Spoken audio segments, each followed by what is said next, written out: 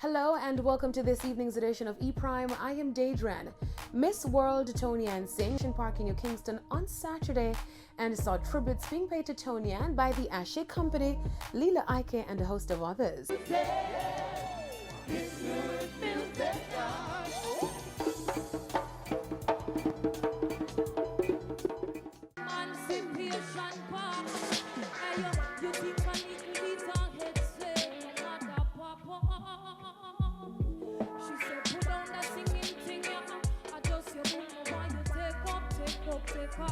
On my page, you wake me up and said, son, you're not party today.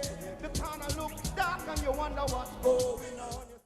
The celebratory tour also included visits with Prime Minister Andrew Holness, Governor General Sir Patrick Allen, Minister of Tourism Edmund Bartlett, a tour of St. Thomas, and a visit to the Women's Foundation of Jamaica headquarters in Kingston. During the tour, it was announced that a new nursery will be constructed at the Women's Center of Jamaica Foundation in St. Thomas and will be named in honor of Miss World herself, Tony Ann Singh.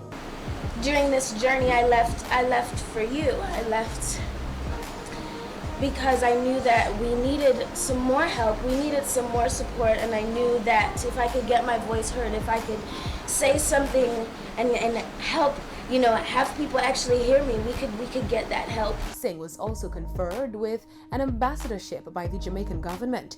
She was presented with her diplomatic passport by Prime Minister Andrew Holness during a courtesy call at Jamaica House on Monday. The homecoming celebration tour came to an end also on Monday. That's it for this evening's edition of E-Prime. I'm Daedran. Have a Merry Christmas. Thank you for watching.